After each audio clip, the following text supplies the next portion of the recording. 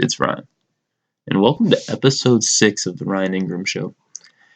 And in today's episode, we're going to be doing some NFL 2019 wildcard round predictions. Okay, and I think this video is going to be pretty interesting because all the games in the wildcard round are actually really interesting, So, with that being said, let's get into it. I start all my videos the same, but yeah, I'm doing this the same way I did all my other videos because I really liked it. In the last video, I predicted like 6 games. I think I predicted like 4 of them correct. To be fair, they weren't the hardest games to predict, but hey, 4 out of 6, that's pretty good. That's better than my record the previous week. But yeah, so the 5 stats I have are sacks, number of sacks team got, the completion percentage, the number of sacks they've taken, the number of rush yards on the season, and then the number of punts they've taken. So yeah, let's get started. So the first game is going to be the Bills versus the Texans. Now, most people probably expected the Texans to make the playoffs. Not most people, but a good amount of people probably expected the Texans to make the playoffs. The Bills, not as much because I don't know, but they're a younger team, and I feel like they almost kind of came out of nowhere. But yeah, they actually had a really good season. Josh Allen emerged as a really solid quarterback for them, which is interesting. Yeah, he's got a cannon for an arm. I'm no quarterback scout, but the term I've heard is ball velocity. He throws it and the thing just from one time I've heard him from the channel QB School. He's yeah, he can really spin it. He can spin the ball. I think that's fine. Anyways, in this game I have the Bills. I predict the Bills to win this game. Just because they've gotten more sacks, they've taken less sacks, and they have a little more rush yards. The Texans have a higher completion percentage, and they take less punts. So yeah, the Texans are pretty good at sustaining their drives. Because they take a lot less punts. Deshaun Watson has been pretty good for helping them get a nice completion percentage, along with a DeAndre Hopkins, one of the top receivers in the league, as well as Will Fuller. Nice deep threat, and then Kenny Stills as well. There's another one I forget. His name escapes me, but yeah, Kenny Stills is actually interesting because my dad knows Kenny Stills' father. So hey, yeah, small world. I'm hey, 2 connections away from Kenny Stills. Ooh, crazy. Yeah. So anyways, I got the Bills predicted to win that game. Next game probably a little more interesting, and that one is already pretty interesting. 2 young quarterbacks going at it. Next one is going to be Titans versus the Patriots, and this game has a lot of media is going really crazy about this game because they're oh wow, is the Patriots dynasty over? Is the Tom Brady Belichick era coming to an end? I don't really take I guess I don't really take hot takes like that. Hey, they had a really solid season going 12-4. So I don't know if it's over, but yeah, their chances to win the Super Bowl this year might be a little low because there's a lot of really solid contenders in this game. Actually might be pretty tough for them. In fact, I actually have the Titans predicted to win based off my prediction method. So yeah, the Patriots have more sacks on the season because they have a really solid defensive line. But the Titans have a higher completion percentage with Ryan Tannehill coming in, and being a nice quarterback, being a nice substitute for a quarterback. Mariota for some reason didn't work out for the Titans. I'm not really sure why, because he seems pretty solid. He came out the same year as Jameis Winston, who's the quarterback for the Bucs, whose future is in question right now. Like I said, I'm a Bucs fan, so yeah, Jameis Winston it's funny. Everyone's oh yeah, Winston he's really exciting to watch because every play it can go for 6 in either direction. So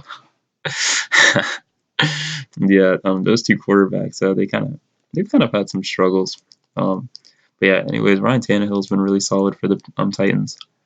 And then when it comes to sacks taken, the Patriots have taken half as much as the Patriots have taken half as many sacks as the Titans on the season, so that's going to be their strong point. The Patriots' offensive line is really solid, and that should help them in their run game as well. But the Titans are actually have a top five rush offense in the league. Yeah, Derrick Henry emerged as the rushing leader on the season, with a really nice game against the Texans. Yeah, Derrick Henry. That's crazy. Like that was before I really was as in football as I am now. But I just remember like watching him at Alabama, like just like, seeing little highlight clips of him. I'm like, dude, this guy looks crazy. And I saw he didn't go in the first round, and for some reason it seemed off to me. I mean, hey, hindsight's 2020. Huh. Oh yeah, we're in 2020. Happy New Year, by the way. But yeah, he just seemed crazy. But yeah, second round running back. Hey, that's nothing to scoff at. Scoff. Did I use that word correctly? Yeah, maybe. But yeah, anyways, he's been really solid for them. And then when it comes to punts, the Titans have taken a few less on the season. They've taken 78 compared to the 81 of the Patriots. But the Patriots have taken in the top 5 most punts on the season. Say the Patriots punt a lot, which can be a good thing because what am I saying? Yeah, it can be a good thing because they play conservatively, but then also they can't also suggest that they can't sustain their drives because they've had a lot of problems with receivers like dropping balls and stuff like that. Like, and that's why people are afraid for the Patriots because like their offense has been a little bit not as explosive as you might want. And these other teams, they look really solid. Yeah, they just drafted the wide receiver, N'Keal Harry out of, I want to say Arizona State, but I'm not 100% sure. But yeah, they drafted him. He's had some pretty solid. He's had a decent year, but not ideal. I mean, like the Patriots still are struggling at the receiver position. But anyways, they're really solid, so they'll definitely put up a fight this game. And it's at home for the Patriots, so they'll have a good chance to win. Based off the stats, I have the Titans predicted to win. Dang, like I said, I'm just gonna go with the stats. Not gonna get emotional about it, but yeah, it is at home for the Patriots in Foxborough. They have a really good record there, so that might be a close game. We'll see. We'll see. Next game's gonna be Vikings versus the Saints. In this game, both teams are really solid. But I think the Saints are just a little more solid as I would predict most people would probably say. Yeah, this game, both teams are really solid. When it comes to sacks, both teams are in top 5 and getting the top 5 most sacks on the season. The Saints are even higher though at 51. 51 sacks compared to 48 on the year for the Vikings. When it comes to completion percentage, both teams are really high, above 68%. But Drew Brees, I mean, the guy's been playing incredible this season. Yeah, and he's at about a 72% completion percentage. Will be the Saints 72% completion percentage on the season. So that's really solid for them. And Drew Brees, I think, yeah, he just broke the record for was it most pass yards or something like that. My bad. Jeez, I think I would know better, but yeah, he just broke a really big record. So yeah, Drew Brees, pretty cool. Definitely a Hall of Famer, and it's pretty cool that we get to watch him right now. Like getting to see living legends like this, like it's cool. Like LeBron James, for example, like kind of like the Kobe or like the Michael Jordan of our generation. So just getting to see this stuff is pretty cool. Before they become like living legends and legends. Anyways, okay. Yeah, sacks. They've both done a pretty good job of not taking that many sacks, but the Saints take even less. When it comes to rush yards, though, the Vikings have more. That's the one metric that they win in. Dalvin Cook has been a really solid running back for them. I think I even saw something like, I don't know, I think I even heard someone say like, oh, he might be a candidate for MVP. Yeah, he's been really solid this season for them. So yeah, Dalvin Cook, one of the best, maybe not MVP, I think best running back in the league or something like that. Yeah, he's been really solid for them. When it comes to punts too, they both don't take that many, but the Saints have taken 2 less on the season. So yeah, both teams really solid, but I think the Saints are going to be a little more solid. It's going to be at home for the Saints too. So I gotta predict the Saints to win that game. And if I had to pick someone to that I would want to root for in this playoffs, it might be the Saints because like I said, I'm from Tampa, so I'm a Bucks fan. But so it's like, who would I root for? Well, hey, the Saints beat the Bucks a whole bunch. And they're from our division, NFC South. So yeah, I can root for the Saints this year.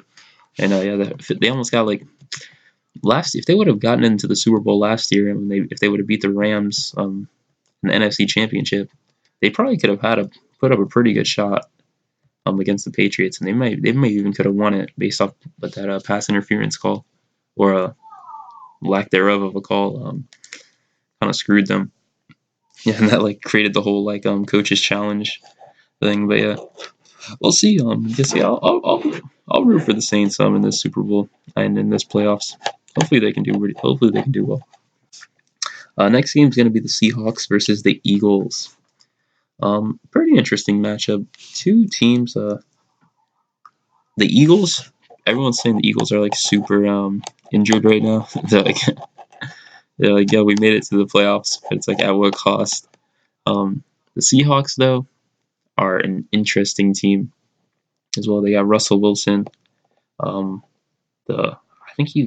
just saw this earlier today. I think he's like I think he actually got on the second team for All Pro.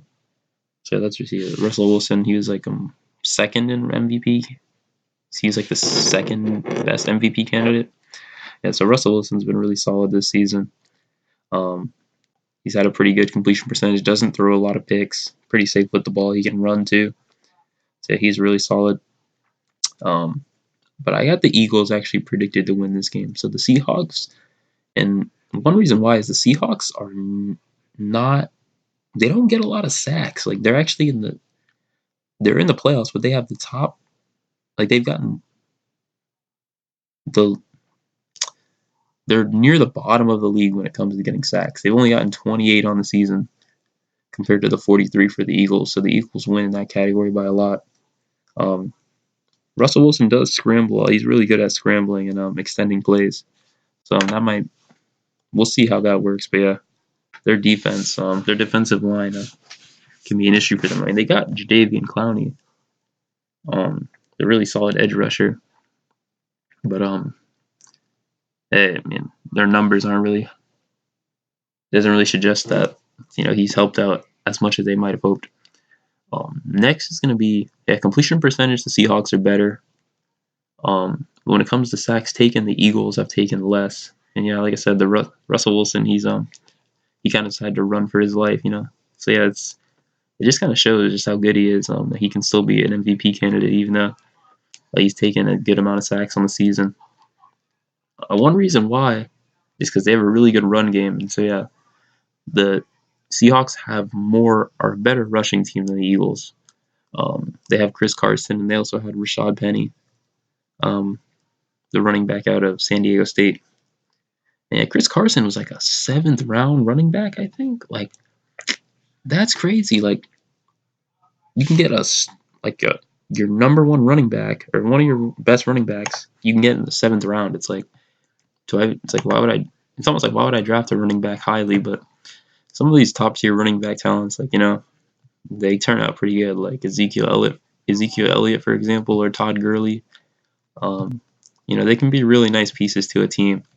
But if you don't have the liberty to actually, let's say it's just not, you don't find the opportunity to draft a running back really highly, you can get one in a later round, and they can turn out well for you. And that's worked out pretty well for the Seahawks. So yeah, they're in the top 5 in rush offense in the league. So that's one area that they're winning in. But when it comes to number of punts, the Eagles have taken slightly less on the season at 71 compared to 74. So I have the Eagles predicted to win this game. So yeah. So to recap, we've got the Bills versus Texans. I have the Bills predicted to win. Titans versus Patriots. I have the Titans predicted to win. With the Patriots going down, I won't lie. Do I want to see the Patriots go down? I mean, they just win everything. I'm just I just kind of want to see someone else win, But hey, I mean, let the best team win. If Tom Brady if Tom Brady and Belichick, pull a rabbit out of their hat and just start winning games, good for them. You know, I mean, if they could just start beating, if they beat, you know, all these good teams, Ravens, Chiefs, you know, and in the Super Bowl they beat, I don't know, the 49ers or the Saints or, you know, whoever. You know, that'd be crazy. But yeah, I kind of want to see someone else win this season. But yeah, we'll see. But anyways, Titans versus Patriots. I predict the Titans to win. Vikings versus Saints. I predict the Saints to win. And Seahawks versus Eagles. I predict the Eagles to win. So yeah, that's all I got for this video. Thanks for listening, and I'll see you next time.